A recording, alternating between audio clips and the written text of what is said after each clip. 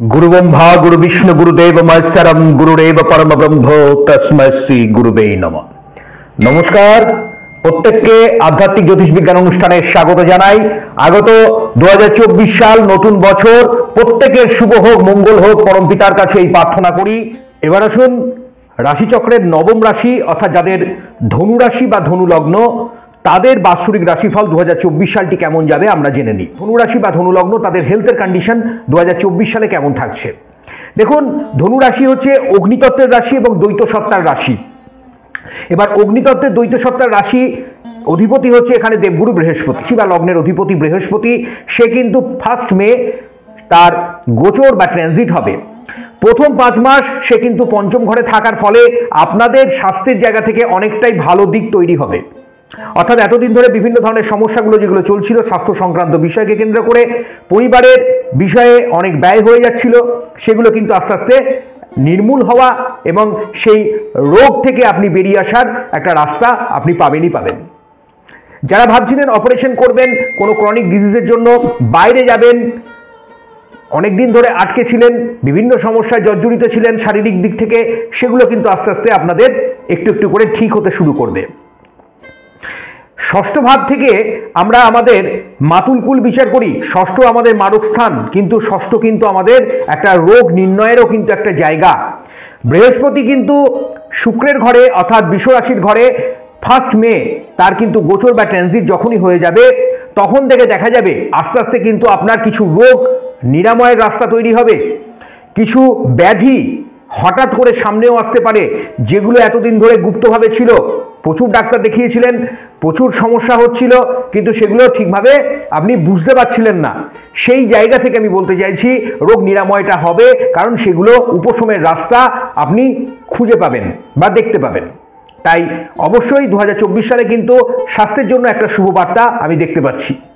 এবার চলে আসছি আপনাদের কেরিয়ার, ফিনান্সিয়াল জায়গা এবং জবের জায়গা কেমন থাকবে।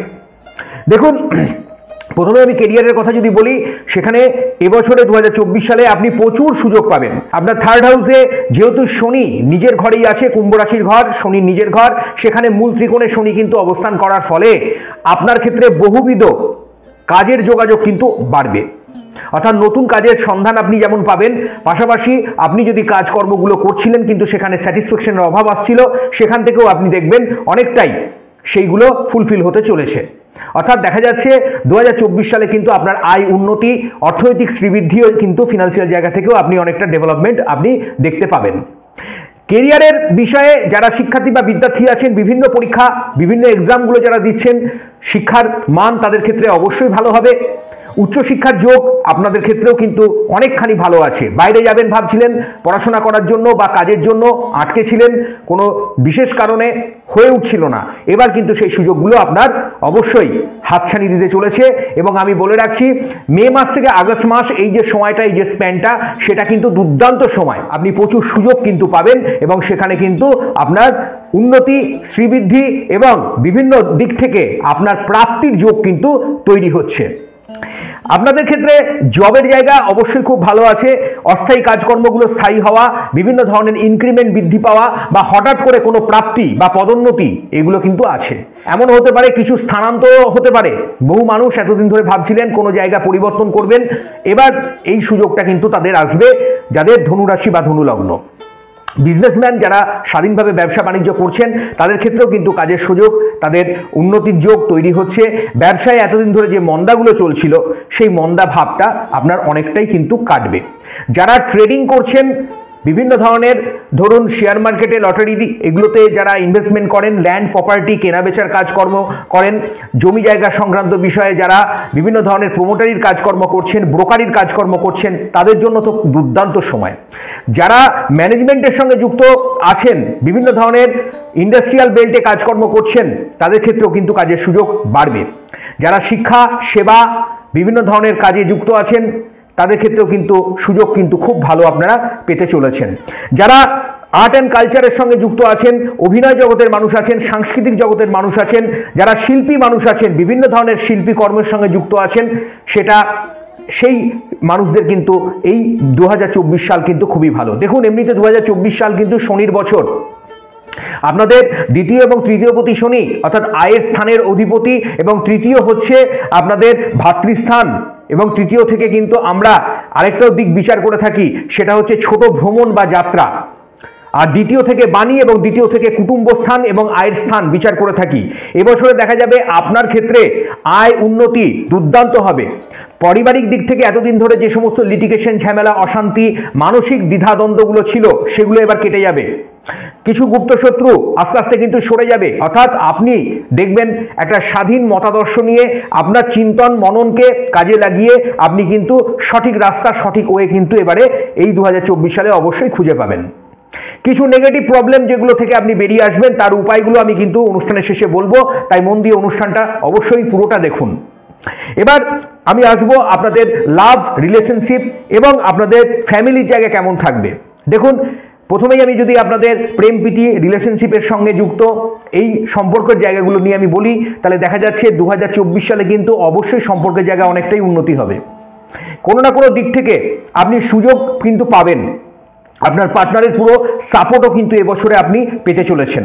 যারা লাভ ম্যারেজের করবেন ভাবছেন, অর্থাৎ প্রেম রিলেশনশিপের মধ্যে আছেন, এখনো বিবাহ করেননি কিন্তু বিবাহ করবেন ভাবছেন, বিশেষ করে আমি বললাম প্রেমজ বিবাহের ক্ষেত্রে, তাদের ক্ষেত্রে কিন্তু সময় খুবই ভালো, যাদের ধনুরাশি বা ধনুলগ্ন।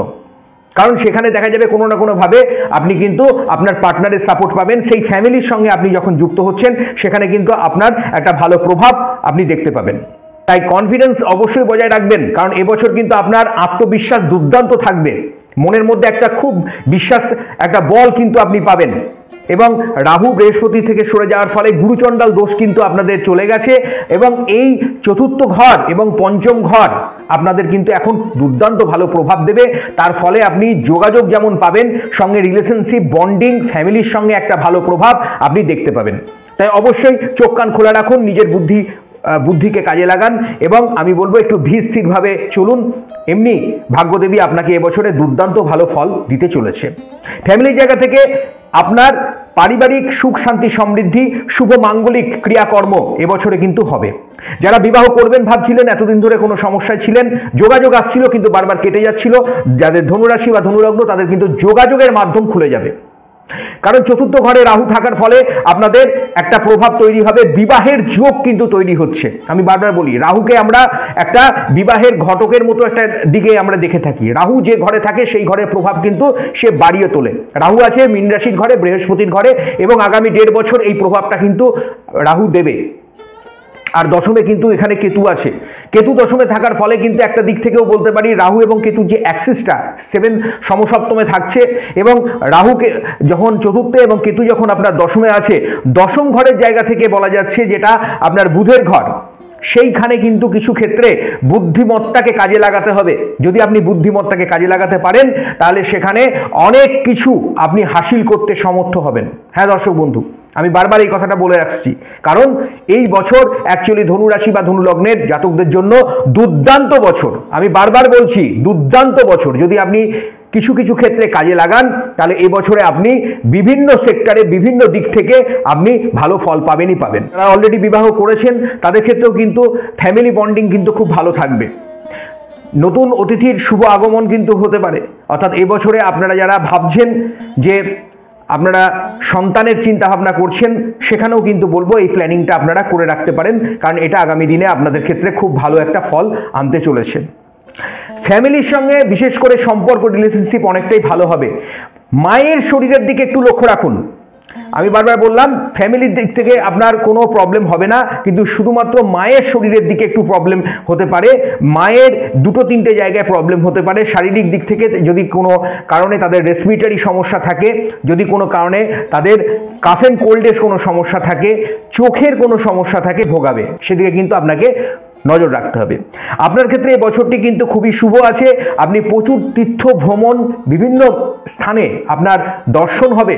কিছু ব্যয় কিন্তু আপনার আছে, সেটা কিন্তু আমি বারবার বলে দিচ্ছি, সেটা একদম বছরের শেষ অক্টোবর, নভেম্বর, ডিসেম্বর এই সময়টা আপনি এবছরে প্রচুর আয়ও করবেন। ব্যালেন্স কিন্তু আপনার থাকবে। এবছরে বলা যেতে পারে আপনার এই বছরটি অনেক সুযোগ এবং শুভ বার্তা আনতে চলেছে। এবার আপনার ক্ষেত্রে শুভ সংখ্যা যেটা হচ্ছে এবছরে আপনি 2, 3 এই দুটি সংখ্যা আপনার ক্ষেত্রে অতীব শুভ। শুভ বর্ণ সাদা, হলুদ এবং হালকা নীল বর্ণ। 2024 সালে আপনি অবশ্যই এই রং ব্যবহার করুন। আপনার ক্ষেত্রে শুভ ধাতু সোনা, তামা এবং রূপো। আপনার ক্ষেত্রে শুভ দিক উত্তর এবং পূর্ব দিক। আপনার ক্ষেত্রে শুভ বার সোমবার, বৃহস্পতিবার এবং শুক্রবার। আমি কিছু টিপস আপনাদের বলছি, সেগুলো পারলে অবশ্যই করার চেষ্টা করুন। শ্বেত চন্দন এবং হলুদ যদি পারেন একসঙ্গে একটু গুলে নিয়ে একটু টিকা হিসাবে লাগিয়ে আপনি বাড়ির বাইরে যান, দেখবেন আপনার যে কাজে আপনি যাবেন সেই কাজে আপনি সফল হবেনই হবেন। আর প্রতিদিন বারবার বলছি, আমি আগেও বারবার বলে এসেছি, আপনারা নবগ্রহ স্তোত্রমটি কিন্তু পাঠ করতে ভুলবেন না। আমি ডেসক্রিপশনে আমি দিয়ে দেবো, আপনারা সেখান থেকে অবশ্যই সংগ্রহ করুন। আর আপনি যেটা করবেন, সম্পূর্ণভাবে আপনি দেবী কবচ পাঠ করুন, দেবী শক্তির আরাধনা করুন। কারণ যদি আপনি দুর্গা বা কোনো মাতৃশক্তির আরাধনা করতে পারেন, তাহলে এবছরে কিন্তু অনেক অসাধ্য সাধন কিন্তু আপনার হতে চলেছে। ঈশ্বরের কাছে প্রার্থনা করি এবছর আপনার অনেক শুভ হোক, মঙ্গল হোক। ভালো থাকবেন, সুস্থ থাকবেন এবং প্রত্যেককে ভালো রাখার চেষ্টা করবেন।